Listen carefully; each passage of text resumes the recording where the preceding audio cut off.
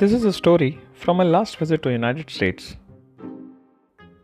Wednesday morning, 4 a.m., got up from my bed to catch an early morning flight. I was heading to Austin, Texas to meet a customer. Agenda all set in my mind. Meet and greet the senior executive, a presentation to make, impress her with the capabilities which my organization brings, and the bottom line, sell. I put on my jacket, looked into the mirror. Of course, it's important to look decent when you're heading for a meeting. Generally, I don't give it a damn. Fast forward, got an Uber, reached the airport, boarded the flight, and landed at Austin. I still had 2 hours for the meeting, so decided to take my computer out and do final touch up to my presentation. Again, it's important that presentation is impressive, isn't it? Gives out all the messages about the capabilities, products, and solutions, and sometimes end up showing more. Talking about the vision, the future. 1 hour spent at the airport, I started in my rented car to the customer's office. While on my way, a constant reminder to myself, these executives are the busiest people on the earth, and I should make most of my time. I reached the office 15 minutes before the meeting. Looked in the side mirror of my car. All set, I said to myself, and reached the floor of the building I was going to have the meeting. The doormat read, BU. The door at the entrance was locked, only for employees it read. I was told in the morning that the executive will be in back-to-back meetings and hence didn't call on her cell. It was a glass door, and I could see the action inside. There were few folks doing their work, and I thought one of them can open the door for me.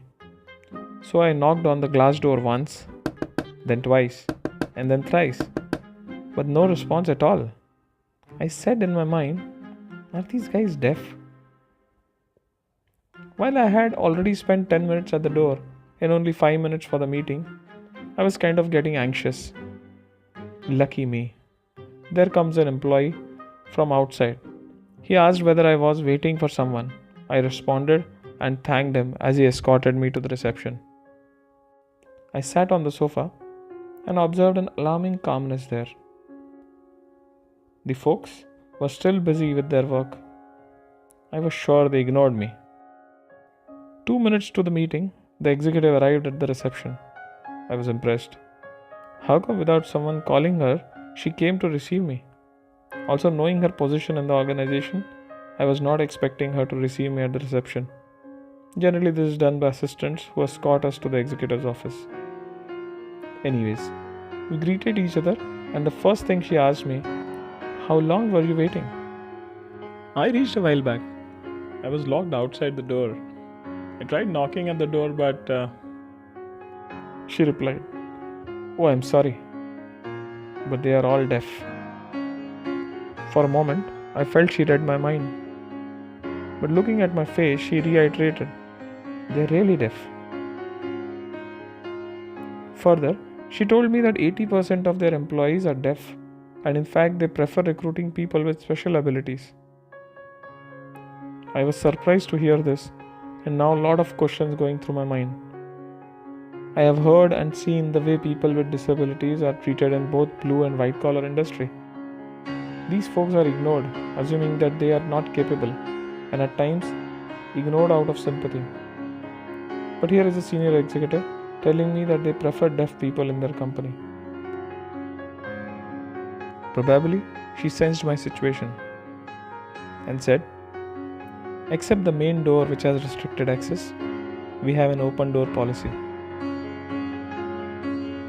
Let me introduce you to some of the folks in our office. And she took me on a small guided tour. I met the operations team, technical team, marketing team, support team. Every team member we met was deaf.